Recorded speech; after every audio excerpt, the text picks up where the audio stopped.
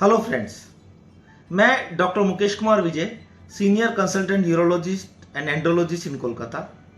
आज हम बात करेंगे यूरिनरी इनकॉन्टिनेंस के बारे में। सबसे पहले बात करते हैं यूरिनरी इनकॉन्टिनेंस क्या होता है। यह अनइंटेंशनल आपका यूरिन पास होना, मतलब आपकी इच्छा के बिना ही आपका यूरिन लीक कर जाता है, आपके कपड़े खराब हो जाते हैं और पेशाब कपड़ों में ही निकल जाता है जो आपकी इच्छा के विरुद्ध होता है और उसे आप कंट्रोल नहीं कर पाते हैं। इसे हम यूरिनरी इनकॉन्टिनेंस कहते हैं। अब बात करते हैं ये इसके क्या क्या टाइप्स होते हैं, क्योंकि टाइप्स को समझना बहुत जरूरी है, क्योंकि उसी के पर आपका पूरा ट्रीटमेंट डिपेंड करता है। इसमें मुख्यतः 3 टाइप का होता है और कुछ रेयर कॉजेज भी होते हैं जो आजकल बहुत कम पाए जाते हैं। जो बहुत कॉमन कारण है वो है स्ट्रेस इनकॉन्टिनेंस। स्ट्रेस इनकॉन्टिनेंस क्या होता है? जब आपके पेट के ऊपर किसी भी तरह का प्रेशर पड़ता है, जिसे हम मेडिकल लैंग्वेज में वाल्सरवा मैन्यूवर कहते हैं, उसकी वजह से आपके ब्लडर पे एक प्रेशर पड़ के आपका यूरिन लीक कर जाता है और आपको उसका पता नहीं पड़ता। ये क्वांटिटी स्मॉल भी हो सकती है और बहुत ज्यादा भी हो सकती है। यूजुअली जब आप किसी तरह से कफ करते हैं या छींकते हैं, खांसी करते हैं, कोई भारी वजन उठाते हैं, ऐसी सिचुएशंस के अंदर आपका पेशाब लीक कर जाता है। इसे हम स्ट्रेस इनकॉन्टिनेंस कहते हैं। दूसरा होता है अर्ज इनकॉन्टिनेंस। अर्ज इनकॉन्टिनेंस में क्या होता है? आपको सडनली पेशाब पास करने की इच्छा होती है, आपको एक अर्जेंसी होती है और आपका पेशाब कपड़े में ही निकल जाता है बाथरूम के में जाने के पहले ही। यह एक सिम्टम कॉम्प्लेक्स होता है जिसे हम ओवर एक्टिव ब्लैडर कहते हैं। इसमें आपको फ्रीक्वेंसी रहती है, पेशाब बार बार में जाना पड़ता है, आपको अर्जेंसी रहती है, पेशाब लगती है, आपको इमीडिएटली जाने की इच्छा करती है और कभी कभी तो ये इतना ज्यादा होता है कि आपको बाथरूम में जाने का समय भी नहीं देता है और पेशाब लीक कर जाता है, जिसे हम अर्ज इनकॉन्टिनेंस कहते हैं। इसके अलावा तीसरा टाइप होता है मिक्स्ड टाइप, यानी स्ट्रेस और अर्ज इनकॉन्टिनेंस का मिक्स होता है। यूजुअली ये प्रॉब्लम न्यूरोलॉजिकल पेशेंट्स में, जिनके अंदर स्पाइन की कुछ प्रॉब्लम होती है या ब्रेन की कुछ प्रॉब्लम्स होती है या डायबिटिक पेशेंट में मिलता है। इसके अलावा कुछ रेयर कॉजेज भी होते हैं। उसमें से एक रेयर कॉज है फंक्शनल इनकॉन्टिनेंस। फंक्शनल इनकॉन्टिनेंस क्या होता है? आपका इसमें ब्लैडर और आपका जो पेशाब कंट्रोल करने का जो स्फिंक्टर होता है, जो मसल्स होती है, वो नॉर्मल रहती है, बट आप थोड़े डिसेबल्ड रहते हैं। कुछ पेशेंट एजेड होते हैं, उनकी कुछ मेमोरी लॉस होती है, या कभी कभी तो क्या होता है कि आपको बाथरूम जाने की जगह नहीं मिलती है, आपको टॉयलेट की जगह नहीं मिलती है और आपका यूरिन भी लगता रहता है। बहुत टाइम तक उस यूरिन को रखते रखते आपका यूरिन थोड़ा बहुत कपड़ों में निकल जाता है। इसे हम फंक्शनल इनकॉन्टिनेंस कहते हैं। इसके अलावा एक इनकॉन्टिनेंस होता है ओवरफ्लो इनकॉन्टिनेंस। ओवरफ्लो इनकॉन्टिनेंस क्या होता है? जब आपका ब्लैडर फुल होता है, उसकी कैपेसिटी से ज्यादा हो जाता है और आपका थोड़ा यूरिन लीक कर जाता है। ऐसा यूजुअली आपकी प्रोस्टेट की प्रॉब्लम या स्ट्रक्चर यूरेथ्रा की प्रॉब्लम्स और न्यूरोलॉजिकल पेशेंट के अंदर ये मिलता है, जिसके अंदर पेशाब की थैली का पावर चला जाता है, जो पेशाब को धक्का देकर बाहर कर पाती है और आपको ओवरफ्लो इनकॉन्टिनेंस होता है। और 5वें नंबर का रेयर कॉज होता है ग्रॉस टोटल इनकॉन्टिनेंस। इसमें क्या होता है? आपका स्पाइनल कॉर्ड की वजह से बोलो कि ब्रेन की वजह से बोलो, आपका स्फिंक्टर के ऊपर कोई कंट्रोल नहीं रहता है, ब्लडर पे कोई कंट्रोल नहीं रहता है, सब समय आपका यूरिन अपने आप निकलता रहता है। आप नॉर्मली कभी भी बाथरूम में जाके पेशाब नहीं करते हैं, या फिर आपके ब्लडर के अंदर कोई छेद हो गया है, फूटा हो गया है किसी सर्जरी की वजह से या कैंसर की वजह से, तो कंटिन्यू यूरिन आपका लीक होता रहता है, लेकिन ब्लडर के अंदर कोई यूरिन जम ही नहीं पाता है। जैसा कि वेसिको वेजाइनल फिस्टुला में होता है, हिस्टेक्टोमी करने के बाद में, या कभी कभी प्रोलॉन्ग जो नॉर्मल डिलीवरी होती है बहुत प्रोलॉन्ग समय तक चलती है, उनमें भी एक हो सकता है, पर आज के टाइम में ये रेयर होता है। अब बात करते हैं इनके क्या कारण होते हैं, क्योंकि कारण को जानना भी बहुत जरूरी है। जैसा कारण होगा वैसा ही इजीली आपका ट्रीटमेंट होगा। तो सबसे पहले जो कारण होते हैं, जो कॉमन कारण होते हैं, जो स्ट्रेस इनकॉन्टिनेंस में मिलते हैं, अर्ज इनकॉन्टिनेंस में मिलते हैं, महिलाओं में भी मिलते हैं, पुरुषों में मिलते हैं, वो होता है आपका एक्सेसिव अल्कोहल या कैफीन युक्त फूड्स का या ड्रिंक्स का लेना। दूसरा होता है ओबेसिटी। तीसरा होता है ओल्डर एज ग्रुप के अंदर। चौथा होता है आप किसी तरह की मेडिकेशंस ऐसी लेते हैं जिनकी वजह से आपको ये हो सकता है। और कभी कभी आपका क्रोनिक कॉन्स्टिपेशन भी होता है, उसके अंदर भी आपको इनकॉन्टिनेंस हो सकता है। अब बात करते हैं स्ट्रेस इनकॉन्टिनेंस के क्या कारण होते हैं।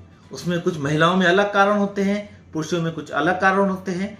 महिलाओं में जो मुख्यतः कारण होता है वो प्रेगनेंसी होता है, चाइल्ड बर्थ स्पेशली जब नॉर्मल डिलीवरीज होती हैं, या मेनोपॉज मतलब उनका जो पीरियड्स का टाइम बंद हो जाता है, उसके बाद कुछ हार्मोनल चेंजेस आते हैं, उसकी वजह से पेल्विक फ्लोर मसल्स वीक हो जाती हैं और यूरिन को होल्ड नहीं कर पाती है, पेशाब की थैली पे थोड़ा सा प्रेशर आते ही यूरिन लीक कर देती है। उसके अलावा कुछ स्टेक्टोमी भी होती हैं या फिर कुछ वेजाइनल सर्जरीज भी होती है, उनकी वजह से भी पेल्विक फ्लोर मसल्स वीक हो जाती है।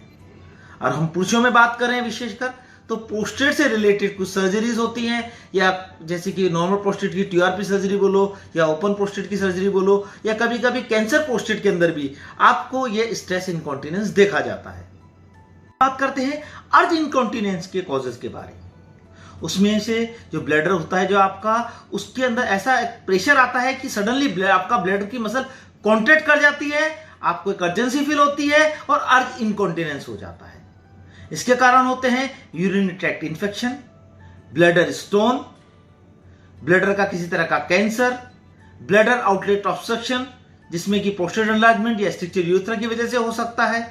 इसके अलावा आपकी कुछ मेडिकल प्रॉब्लम्स होती हैं जैसे कि डायबिटीज मेलाइटस, और न्यूरोलॉजिकल प्रॉब्लम्स होती है जैसे कि स्ट्रोक हो सकता है, आपके स्पाइनल कोई सर्जरी हो सकती है, और कुछ पेशेंट में स्पाइनल ट्रोमा की वजह से भी अर्ज इनकॉन्टिनेंस होता है।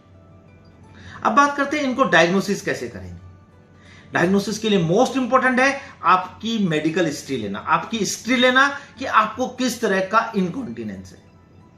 2 नंबर होता है आपका एग्जामिनेशन करना। फीमेल है तो हम पेल्विक मसल्स को एग्जामिनेशन करके देखते हैं कि उनकी पेल्विक मसल तो वीक नहीं हो गई है, और पुरुष है तो उनके हम पैखाने जो लैट्रिन का रास्ता होता है उसके अंदर अंगुली डाल के देखते हैं कि आपका स्फिंक्टर तो ठीक है, प्लस आपका प्रोस्टेट का कंडीशन कैसा है। इसके अलावा हम पेशेंट के यूरिन रूटीन और कल्चर भी कराते हैं कि किसी यूरिन ट्रैक्ट इन्फेक्शन की वजह से तो ऐसा नहीं हो रहा है। उसके अलावा हम कुछ अल्ट्रासाउंड करते हैं जिसमें देखते हैं कि आपका ब्लैडर कैसा है, उसमें किसी तरह का स्टोन तो नहीं हो गया है, और आपका यूरिन करने के बाद में आपके ब्लैडर में कितना यूरिन रह जा रहा है।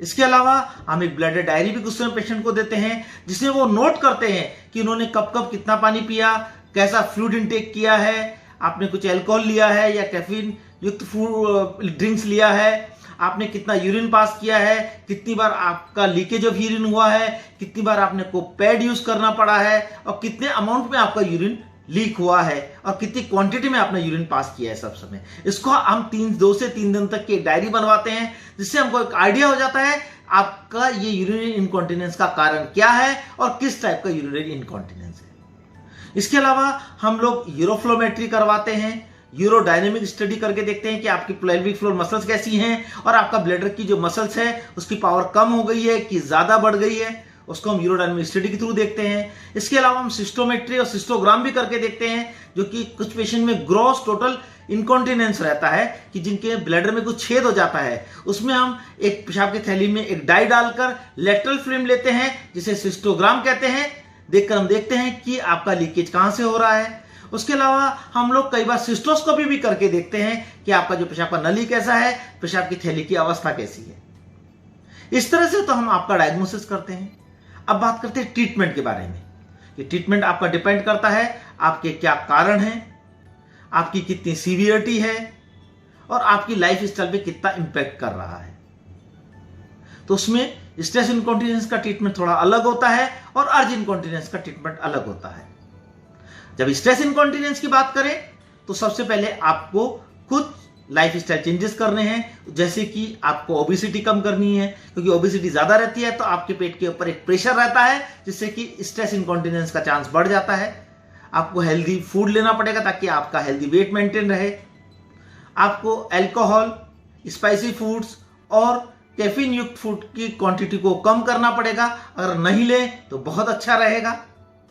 उसके अलावा आपको पेल्विक फ्लोर मसल एक्सरसाइज करनी पड़ेगी जिसे कीगल एक्सरसाइज कहते हैं, जिसकी एक डिटेल वीडियो मेरे इस यूट्यूब चैनल पे बनाई हुई है, जिसे आप देख सकते हैं कि आप कौन सी मसल का करना है, दिन में कितनी बार करना है और एक बार में इस एक्सरसाइज को कितनी बार करना है, जिसे हम पेल्विक फ्लोर मसल एक्सरसाइज और ट्रेनिंग कहते हैं, जो कीगल एक्सरसाइज के नाम से फेमस है। उसके अलावा हम कुछ मेडिकेशंस देते हैं। एक एंटी डिप्रेसेंट मेडिकेशन होती है ड्यूलॉक्सिडिन, उसके देने से भी आपके स्ट्रेस इनकॉन्टिनेंस के चांस कम हो जाते हैं और स्ट्रेस इनकॉन्टिनेंस ठीक हो जाता है। फिर भी इन सब के करने के बाद भी आपका स्ट्रेस इनकॉन्टिनेंस अगर बना रहता है तो हम एक सिस्टोस्कोपी करके एक बोनिस टेस्ट भी करते हैं, जिसके अंदर हम ग्रेडिंग निकालते हैं कि आपको कौन सी ग्रेड का स्ट्रेस इनकॉन्टिनेंस है, और हायर ग्रेड का स्ट्रेस इनकॉन्टिनेंस है तो उसके लिए आपको सर्जरी या ऑपरेशन की जरूरत पड़ती है।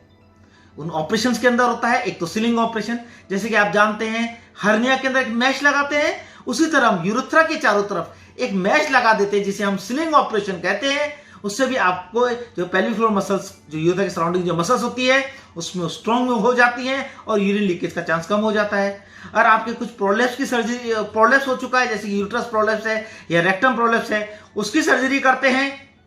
उसके बाद भी आपकी ये स्ट्रेस इनकॉन्टिनेंस की प्रॉब्लम ठीक हो जाती है।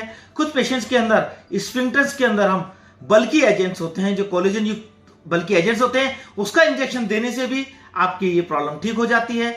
अगर फिर भी ठीक नहीं होती है तो आज के टाइम में तो आर्टिफिशियल स्फिंक्टर्स अवेलेबल हैं, उनके यूज करने से उनको अगर सर्जरी में लगा दिया जाता है तो आप अपने यूरिनरी स्ट्रेस इनकॉन्टिनेंस को कंट्रोल कर सकते हैं। अब बात करते हैं अर्ज इनकॉन्टिनेंस। अर्ज इनकॉन्टिनेंस में भी आपको कुछ लाइफ स्टाइल चेंजेस करने हैं, जैसे आपको अगर कॉन्स्टिपेशन है तो उसको ट्रीट करना है, कॉन्स्टिपेशन को अवॉइड करना है, आपको हेल्दी फूड लेना है, फाइबर युक्त डाइट लेनी है, अल्कोहल कैफीन युक्त फूड का कंजेशन उसको यूज करना आपको कम करना पड़ेगा, आपको हेल्दी फूड हेल्दी वेट रखना पड़ेगा। उसके अलावा आपको ब्लडर ट्रेनिंग करवानी पड़ेगी। ये बिहेवियरल थेरेपी है, इसमें ब्लडर ट्रेनिंग में आप दो तरीके से कर सकते हैं। एक तरीका तो होता है आप ये निश्चित कर लें कि आप इतने समय के बाद में ही यूरिन पास करने जाएंगे, धीरे धीरे इस समय को आप धीरे धीरे बढ़ाएंगे तो आपको ब्लडर ट्रेनिंग हो जाएगी कि आपको अर्ज इनकॉन्टिनेंस से छुटकारा मिलेगा। इसके अलावा आपको एक तरीका और है जिसमें आपको अर्जेंसी लगी है, यूरिन जाहिर पास करने की अर्जेंसी लगी है, उसको आप पोस्टपोन करने की कोशिश करें, डिले करने की कोशिश करें। और आप उसको डिले करेंगे, शुरू में 2-3 मिनट किया, फिर उसका टाइम बढ़ा के 4 मिनट किया, फिर 5 मिनट किया, फिर 10 मिनट किया, ऐसे इस यूरिन जाने की जो अर्जेंसी है, आपको इमीडिएटली यूरिन जाने की जो इच्छा हो रही है, उसको आप धीरे धीरे डिले करेंगे तो आपके अर्ज इनकॉन्टिनेंस के चांस कम हो जाएंगे। 3 नंबर पे होता है आपको पेल्विक फ्लोर एक्सरसाइज करनी पड़ेगी, जैसे कि मैं आपको स्ट्रेस इनकॉन्टिनेंस में बता चुका हूं कीगल एक्सरसाइज को। इसके अलावा हम कुछ मेडिकेशन यूज करते हैं, जैसे कि एंटीकोलिनर्जिक मेडिकेशन यूज करते हैं जो कि आपके ब्लडर को थोड़ा रिलैक्स करते हैं, पर इनका कुछ साइड इफेक्ट होते हैं, जैसे कि आपका मुंह सूखा सूखा लगता है, आपको थोड़ा सा कॉन्स्टिपेशन हो सकता है। इसके लिए आप कॉन्स्टिपेशन के लिए दवाई ले सकते हैं। आज के टाइम में कुछ दवाइयां और भी अवेलेबल है, जैसे कि मिराबिग्रोन, जिसे ओके ब्लडर को रिलैक्स करती है, परंतु इसका ये साइड इफेक्ट्स नहीं होते हैं। इसके अलावा हम कुछ अल्फा ब्लॉकर्स भी यूज करते हैं। अगर आपका प्रोस्टेट का प्रॉब्लम है तो प्रोस्टेट की प्रॉब्लम के लिए आपको स्मूथ मसल रिलैक्स करती है अल्फा ब्लॉकर्स, उसको यूज करने से भी आपके अर्ज इनकॉन्टिनेंस कम होते हैं। इन सब करने के बाद भी अगर आपका अर्ज इनकॉन्टिनेंस ठीक नहीं होता है तो हम कुछ इंजेक्शन और ऑपरेटिव भी हैं, जैसे कि अगर आपका ब्लडर छोटा हो गया है तो हम ब्लडर ऑगमेंटेशन सर्जरी कर देते हैं, आपकी जो खाद्य नली लेके उस पर लगा सकते हैं।